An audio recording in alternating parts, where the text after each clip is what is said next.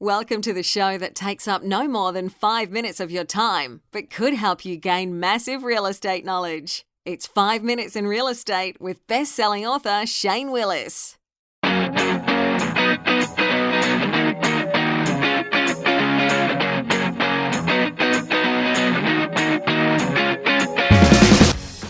Hello, Shane Willis, Pensacola real estate expert, bringing you today's episode. Hope you had a good weekend. Nice Monday. I was having some conversations this weekend with a few people. We were out and about just around the city this weekend. And one guy was saying, well, I may wait to sell my property. Shane, I want you to sell it with me, but I may wait a few months to sell it because, I think I can get more money for it because things are going up, things are appreciating. And we had a pretty in-depth conversation on why that's probably not the best of ideas. But I really was thinking about it this morning as I was getting ready to do our walk and talk. I was talking with a couple of guys this morning actually at jiu-jitsu class about the same thing. And it came down, the professor there at jiu-jitsu made a statement. I was trying to get a hold right. I'm trying to get this one particular move right, okay? And he goes, you are trying to overcomplicate this. This is not as complicated as you're trying to make it. And of course, I sat there and listened to him, and the guy's half my size, but he kicks my butt every time we roll. So I know he knows what he's talking about. He goes, it's real simple. You lock here, that stops what you're trying to do all day long. Quit trying to overcomplicate it. And that really kind of stuck with me because, I am a kind of a bigger guy. And even some of the bigger guys that I roll with in jiu-jitsu or any other martial arts that I train with, they all tell me, they go, man, you're a big guy. It's kind of tough to do that. But I overcomplicate things.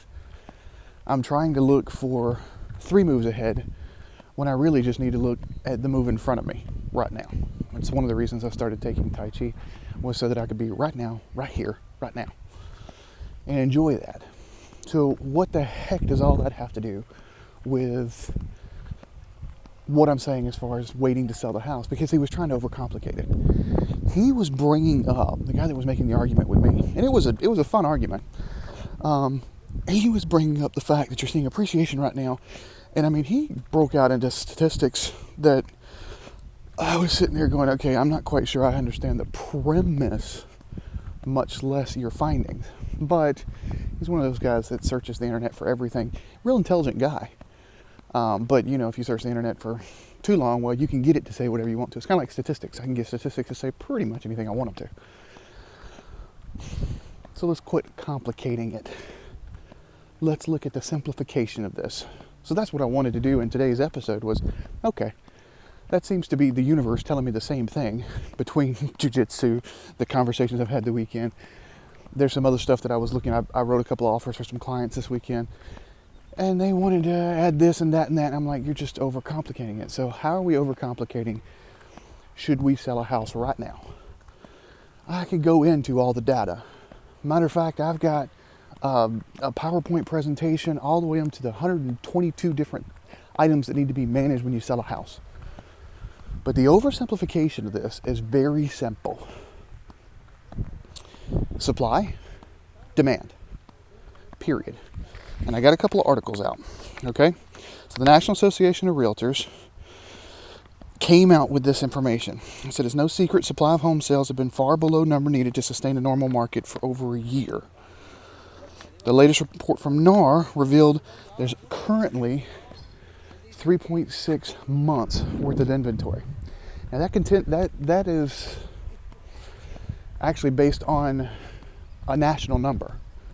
I get a report every Monday that breaks it down not only by our area, not only by our counties, but by price points in our counties.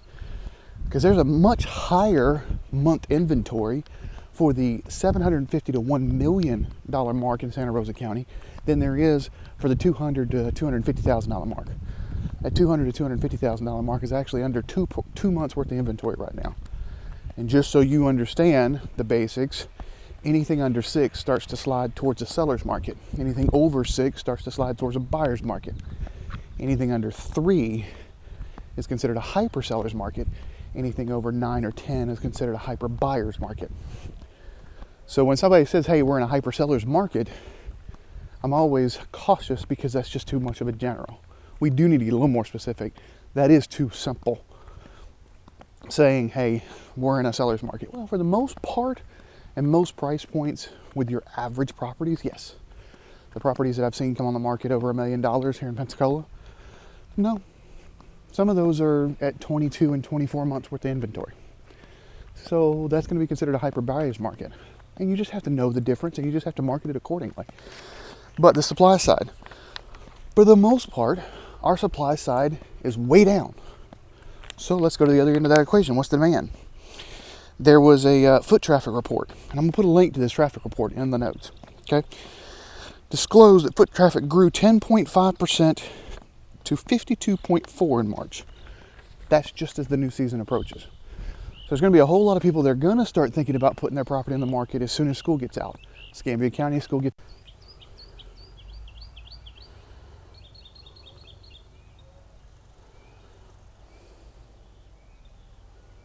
Yeah, well, I took a phone call, so let's crank that back up. I'll just have to make sure that we edit that. Anyways, Escambia School District gets out this week. So Wednesday, they're out for the summer.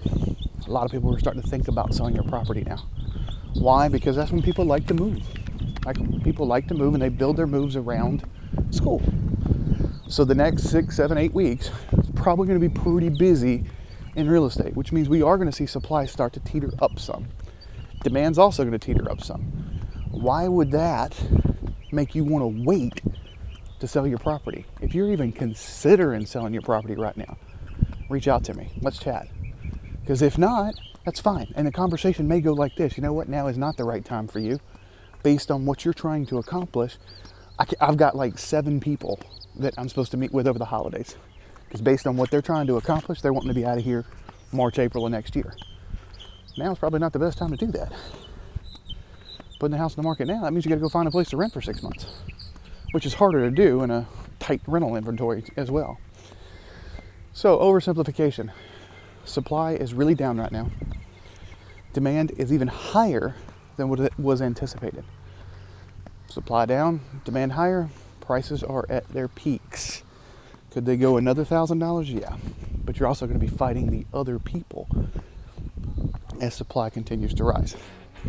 All right, that's all I got for you today. As always, if you're not subscribed to get the tips, tricks, the links that I put out, all the infographics I did on Friday, get over to 5minutesinrealestate.com.